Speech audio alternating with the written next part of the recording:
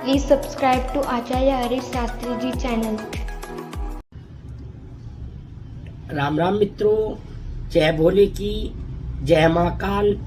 प्रिय मित्रों, एक बार फिर आप सभी का हार्दिक अभिनंदन है आपके अपने YouTube चैनल आचार्य हरीश शास्त्री जी। प्रिय मित्रों, आज मैं आपको कुछ विशेष चीजें बता रहा हूं जो कि आपके जीवन के लिए अति महत्वपूर्ण चीजें हैं। जैसे कि सबसे पहले किसी भी घर में बड़े बड़े घर होते हैं, घर अच्छे बन जाते हैं, लेकिन कई लोग फिर भी अपने घर के मंदिर को अपने रसोई घर में बना देते हैं।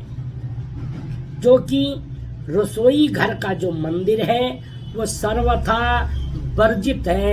उसमें घर में रहने वाले जितने भी लोग हैं उनमें गुस्से की अधिकता रहेगी, पेट खराब रहेंगे और परिवार के एक न एक सदस्य को रक्त संबंधित दिक्कतें, खून की दिक्कतें अवश्य आएंगी। इसलिए कोशिश करें, अगर घर में मंदिर नहीं रख पाए तो कोई बात नहीं, किसी भी शुद्ध पवित्र जगह पे ईशान कोण में एक फोटो लगा करके और वहीं पे भगवान की पूजा कर लें। लेकिन अपने रसोई घर में मंदिर को कदापि न बनाएं। ये आपके लिए उचित सबसे अच्छा रास्ता है और इसी से आपके कार्य निर्विघ्नतया पूर्ण होंगे। दूसरा,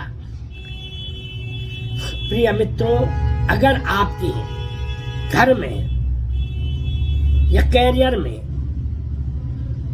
किसी भी प्रकार की रुकावटें आ रही हैं, यदि आपके बच्चे का प्रमोशन नहीं हो रहा है, किसी भी तरह से शनि की वजह से, देखो जब भी शनि आपकी जन्म पत्री में खराब होगा तो आपके नए से नए घर में सीलन आ जाएगी, घर की पाइपलाइन आपको तंग करेगी, बिजली आपको तंग करेगी, घर से जो बिजली इलेक्ट्रिशियन होता है वो निकलता ही नहीं है और प्लम्बर घर से निकल ही नहीं पाता है, उसको बार बार बुलाना पड़ता है।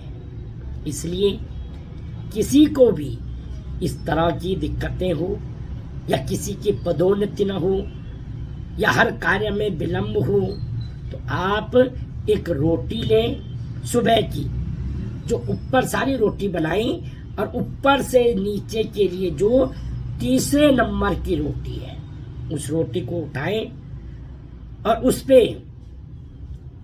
एक कटोरी में सरसों का तेल निकालें और इस तरह से भिगो करके रोटी पे 8 बार छींटे लगाएं। ओम सम शनेश्वराय नमः, ओम सम शनेश्वराय नमः, ओम सम शनेश्वराय नमः। इस तरह से 8 बार करके और फिर उस रोटी के 8 टुकड़े करके किसी भी पार्क में जहां पे किसी के पांव न पड़े वहां पे आप कुत्ते के नाम से डाल दें। फिर कुत्ते खाए, गिलहरी खाए, जो मर्जी खाए, लेकिन आपने कुत्ते के नाम की रोटियां डालनी है। अगर कोई भी ज्योतिषी बोले या आपको लगता हो कि आपके पितृ नाराज हैं, पितृदोष है, तो सुबह की जो अंतिम रोटी होगी उसको मीठी रोटी बनाएं और उस मीठी रोटी को अपने पितरों के नाम से कुत्ते को खिला दें।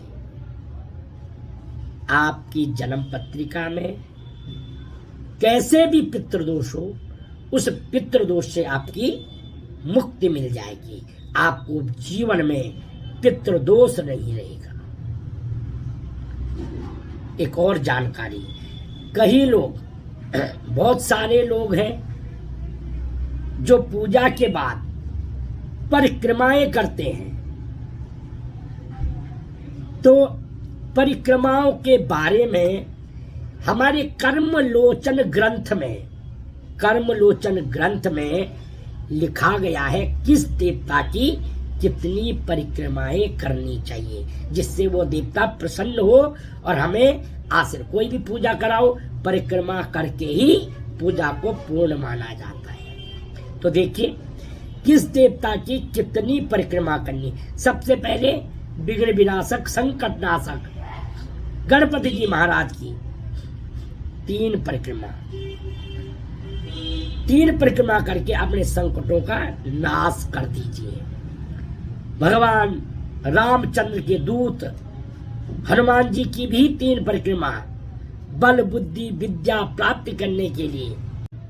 सारे जो विकार हैं, कलेश हैं, उनको निकालने के लिए हनुमान जी की भी 3 परिक्रमा करें।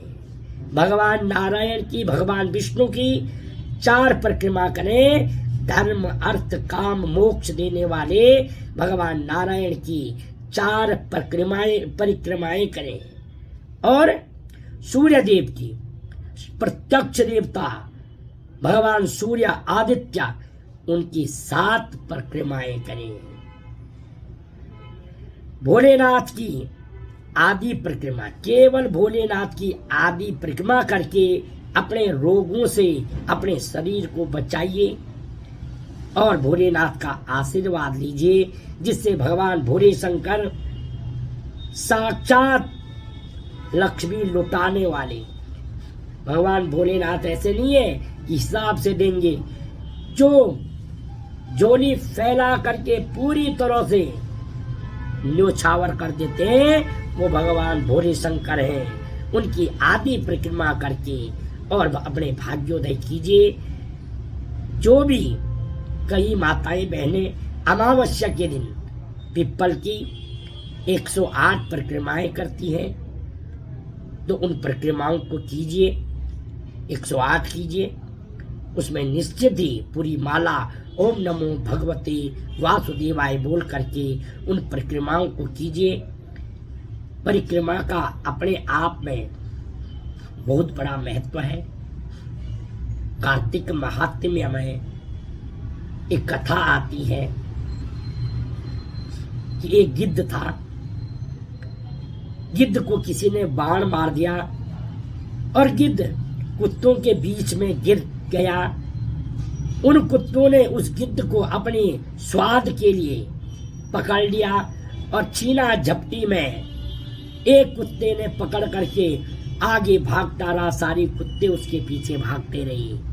अंत में पिप्पल की परिक्रमाएं पूरी हो गई और भगवान नारायण प्रसन्न हो गए और गिद्ध को मुक्ति मिल गई। भगवान ने कहा इसने मेरी परिक्रमा की है। तो जाने अनजाने में, किसी भी प्रकार से अनजाने में अगर हमें परिक्रमा का फल मिल सकता है, तो अगर जान करके हम परिक्रमा करें तो निश्चित ही भगवान नारायण, भगवान गणपति जी, हनुमान जी हम सबका कल्याण करते हैं।